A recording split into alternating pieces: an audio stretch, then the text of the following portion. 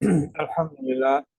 الحمدللہ وکفا والصلاة والسلام علی عبادہ الذین اصطفیٰ خصوصاً اللہ افضلہم وخاتم النبیین محمد الامین وعلی آلہ وصحبہ اجمعین۔ اعوذ باللہ من الشیطان الرجیم، بسم اللہ الرحمن الرحیم۔ رب اشرح لی صدری ویسر لی امری واحلل عقدۃ من لسانی یفقہوا قولی۔ قرآن کے مطلوب انسان کا جو سلسلہ ہم نے رمضان میں شروع کیا تھا، ایک تو اعتکاف کی وجہ سے وہ ایک تعطل اس میں آیا، اس کے بعد پھر کچھ آن لائن کلاسز تھیں عربک لینگویج کی، وہ نشست ہوئی، مصروفیات رہیں کچھ تعلیمی ہی سلسلے کے ضمن میں۔ اب اس سلسلے کو دوبارہ سے ہم آغاز کر رہے ہیں، اور جو لوگ اس سیشن کو اب جوائن کر رہے ہیں اس موضوع کے ساتھ جو آج کا ہمارا ٹاپک ہے، انشاءاللہ اس کو ہم ڈسکس کریں گے۔ اس ٹاپک کے حوالے سے جو ہے وہ سمجھنا چاہیں کہ پیچھے کیا ہماری گفتگو ہوئی۔ یہ در حقیقت ہم نے رمضان میں سلسلہ شروع کیا تھا کہ ہم قرآن کا مطلوب انسان سمجھ رہے تھے، قرآن کا مطلوب انسان جاننے کی کوشش کر رہے تھے، قرآن کیسے لوگ مطلوب ہیں اسے۔ تو اس کو ہم نے سورہ بقرہ کی ابتدائی آیا جو صورت تھی سورہ فاتحہ، اس سے آغاز کیا تھا۔ سورہ بقرہ کے 2 رکوع جو ہیں وہ ہم نے سمجھنے کی کوشش کی، تھوڑا سا اس کا اسٹرکچر سمجھا۔ اب جو سلسلہ ہماری جو نشست کا ہے وہ اسی سورہ بقرہ کی آیت نمبر 177،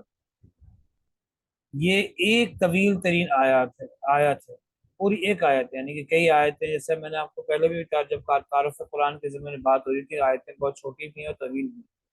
جس طرح آیت الکرسی ایک طویل آیت ہے، اس میں سے اسی طرح سے یہ ایک آیت ہے، اور اس آیت کا جو موضوع ہے وہ ہے بر، بارارا، یہ بر یہاں لکھا ہوا نیکی، یعنی کہ نیکی کا تصور جو ہے وہ ہم سمجھنے کی کوشش کریں گے انشاءاللہ آج۔ کنسپٹ آف ورچو بہت اہم موضوع ہے، اور حقیقت میں یہ ہمارے لیے بڑا حساس موضوع بھی ہے، اور اس حساسیت کا تقاضا بھی کرتا ہے کہ ہم اس کو جانیں۔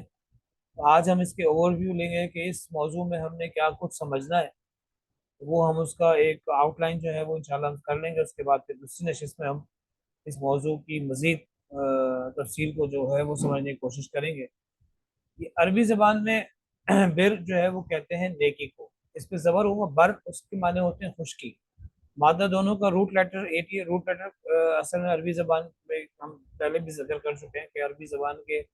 95% الفاظ جو ہیں، بلکہ 85 سے 90% الفاظ کہنا چاہیے، 85 to 90%، وہ سہ عرفی یعنی 3 روٹ لیٹرز پہ بیس ہوتے ہیں۔ اس کا جو اصل روٹ لیٹر وہ با، را اور را ہے، نیچے بر زیر کے ساتھ تو نیکی۔ تو اس موضوع کو ہم آتے ہیں، میں بار بار عرض کر رہا ہوں کہ تسلسل کو اگر آپ سمجھنا چاہیں تو ہمارا یوٹیوب کے اوپر یہ ویڈیوز جو ہیں وہ ہماری موجود ہیں، اس کو آپ دیکھ سکتے ہیں۔ اچھا جی، یہ اس موضوع جو کے حوالے سے جو ہم کور کریں گے، وہ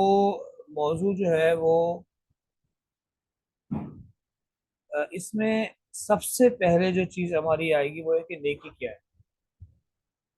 یہ بڑا اہم سوال ہے۔ جیسے ہم بہت سارے الفاظ اپنی زندگی میں بولتے ہیں، ڈسکس کرتے ہیں، لیکن اس کی حقیقت کے بارے میں اس کی ڈیفینیشن کہہ لیجئے یا اس سے متعلق سوال کر بیٹھے تو پھر ہمارے پاس اس کا جواب نہیں ہوتا۔ جیسے ایک کامن سی بات ہے، میں اگر سوال اٹھاؤں کہ ایمان کسے کہتے ہیں، تو ہمارا جو جواب ہوگا اکثر و بیشتر ہوگا جو ایمان کی معنی ایمان، تو بجائے یہ کہ ہم اس کی ڈیفینیشن بتائیں، اس کی جو ہے وہ ایمان کے بارے میں کہ بتائیں، ہم اس کی تفصیل بتانا شروع کر دیتے ہیں۔ اللہ کو وحدہ لا شریک ماننا، آخری کتاب پر ایمان رکھنا، نبی صلی اللہ علیہ وسلم کو آخری نبی ماننا، قیامت کے دن پر یقین رکھنا، جزا و سزا کے دن پر یقین رکھنا، یہ ایمان نہیں ہے، بلکہ اس کی تشریح ہم کرتے ہیں۔ یہ بڑی اہم بات ہے کہ نیکی کیا ہے، کیا مطلب معاشرے میں جو بھی نیکی کا تصور ہمارے یہاں جو موجود ہے وہ کیا ہے۔ لیکن یہ موضوع، یہ جو سوالات میں آپ کے سامنے اٹھا رہا ہوں، یہ ایسے نہیں اٹھا رہا، اس کی بڑی اہمیت ہے۔ ہمارے جو بھی بڑے بڑے فلسفیانہ علوم ہیں، ان میں جو ایک بڑی بحثیں ہوتی ہیں، اور علم کی جو خاص طور پہ فلسفے کی شاخیں ہیں، اس میں ایک بہت بڑا علم موجود ہے، اس کا نام ہی ہے اخلاقیات، ایتھکس، اور وہ پورا فلسفہ اسی چیز پر بحث کرتا ہے کہ خیر اور شر اور بھلائی اور نیکی وہ کیا ہے، اخلاقی اقدار انسان کی کیا ہے، اس پر وہ بحث کرتا ہے، اور اس میں بڑے حساس موضوع ہیں، اور یہ کیوں ہیں، کیوں یہ انسانی بحث کا موضوع بنا ہے، اس کی بنیادی وجہ انشاءاللہ پھر ہم آگے چل کے سمجھیں۔ یعنی پہلی چیز تو ہم یہ دیکھیں گے کہ نیکی کیا ہے، دوسری چیز نیکی کیوں ضروری ہے، کیوں انسان نیک بنے، کیا وجہ ایسی چیز ہے کہ جو انسان کو مجبور کرتی ہے کہ وہ نیکی کرنے پر آمادہ ہو جائے، یا یہ کہ وہ کیوں آمادہ ہو۔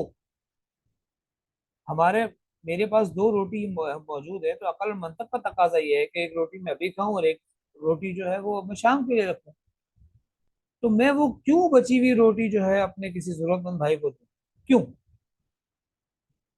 تو نیکی کی ضرورت ہے کیوں، کیا وجہ ہے؟ اسی طرح سے دیکھیے نیکی کی روح یا جذبہ محرکہ کیا ہے، یہ بہت اس سے بھی بڑا اہم سوال ہے کہ وہ کون سی وجہ ہو کہ جس کے لیے انسان نیکی کرے۔ اس کو اس فلسفہ اخلاقیات میں کہا جاتا ہے ورچوئل گراؤنڈ، جس کو آپ کہتے ہیں نا ورچوئل گراؤنڈ جو ہے، یعنی کہ نیکی کی وہ گراؤنڈ کیا ہو جس پہ انسان کھڑا ہو کر جو ہے وہ کام کرے، یعنی کہ وہ یا یہ کہ وہ گراؤنڈ کیا ہو جس پہ نو انسانی کو جو ہے وہ لا کے کھڑا کیا جائے، وہ روح اور جذبہ کیا ہو۔ اس لیے کہ دیکھیے کہ انسان یہی وہ جذبہ ہوتا ہے نیکی کا، یہی وہ تصور ہوتا ہے نیکی کا جس کے تحت انسان عمل پیرا ہوتا ہے اپنی عملی زندگی میں، نہ صرف یہ کہ عمل پیرا ہوتا ہے، وہ دوسروں کو بھی نیکی کے حوالے سے جج کر رہا ہوتا ہے۔ اس نے اپنے ذہن میں، اپنے مائنڈ میں، اپنے دماغ میں جو تصور نیکی بنایا ہے، جو اس کی روح بن چکا ہے، جس کا وہ جذبہ محرکہ ہے جس کے تحت وہ کام کر رہا ہے، جو بھی تصور اس نے اپنے لیے بنایا ہے، تو وہ اسی کے مطابق عمل پیرا بھی ہے، اس پر اس کو وہ بہت اہم چیز سمجھ رہا ہے اس کام کو کرنے کو، اور اسی کی بنیاد پہ وہ جج بھی کرتا ہے لوگوں کو، وہ جانتا ہے، وہ ان کو جج کرتا ہے، وہ دیکھتا ہے کہ یہ کام کر رہے ہیں کہ نہیں، تو اس کے نزدیک وہ تصور جج کرنے کے بعد وہ ایک تصور قائم کرتا ہے کہ یہ نیک ہے کہ یہ نیک نہیں ہے۔ انسان کا اپنا، ہر انسان کا یہ معاملہ آپ دیکھیے گا کہ اس نے اپنا ایک خاص اس کے نیکی کا ایک تصور بنایا ہوگا، اور اس کو انشاءاللہ ہم بڑا آگے چل کے اس کو دیکھیں گے۔ یہ میں آپ کے سامنے صرف سوال اٹھا رہا ہوں، یہ سمجھیے کہ وہ جو فلسفہ اخلاقیات ہے، میں بہت زیادہ ظاہر سی بات ہے دقیق انداز میں تو نہیں میں اس کا مطالعہ کر سکا، لیکن جو بھی میری کیونکہ میرا گریجویشن میں یہ سبجیکٹ بھی تھا تو اس کو پڑھا، جو بھی باتیں ہیں موٹی موٹی اس سینے سے یہ چیزیں آپ کے سامنے گوش گزار کر رہا ہوں، باقی تو تفصیل بہت ہے اس کے اندر، لیکن ایک بنیادی جو چھوٹی موٹی چیزیں ہیں وہ سامنے آپ کے آ جائیں کہ یہ وہ بنیادی سوال ہے نیکی کے بارے میں، جو ایک سلیم الفطرت انسان جو قرآن کا مطلوب انسان اس کے ذہن میں آنے چاہیے۔ تو کیا ایسی گراؤنڈ ہو کہ جہاں پر انسانیت جو ہے اس نیکی کے روح اور جذبے کو یکساں طور پر جو ہے وہ تصور قائم کر سکتے، نہیں تو پھر ہوگا یہی کہ پھر ہم ہر شخص اپنے اس جذبے کے تحت دوسرے کو جج کر رہا ہوگا۔ پھر اس کے بعد یہ نیکی کا جو بیج ہے، یہ نیکی اور بھلائی اور خیر کا جو بیج ہے، جب یہ پھوٹتا ہے اور ایک پودے کی شکل اختیار کرتا ہے، اور اس کے جو عملی مظاہر ہیں اس میں سب سے اہم ترین چیز اولین شے کیا آنی چاہیے؟ سوال ہے کہ انسان کی پتہ چل گیا نیکی یہ ہے، نیکی کیوں ضروری یہ بھی معلوم ہو گیا، نیکی کی روح اور جذبہ کیا یہ بھی معلوم ہو گیا، اب عملی مظاہر میں کیا ہو؟ یہاں پر بھی آپ دیکھیں گے کہ نوع انسانی میں بڑے مختلف تصورات پائے جاتے ہیں، ہر آدمی اپنے عملی مظاہر میں نیکی کو کچھ سمجھتا ہے کہ یہ اولین ہے اور یہ اہم ترین ہے، اس کو اختیار کر لیا جائے۔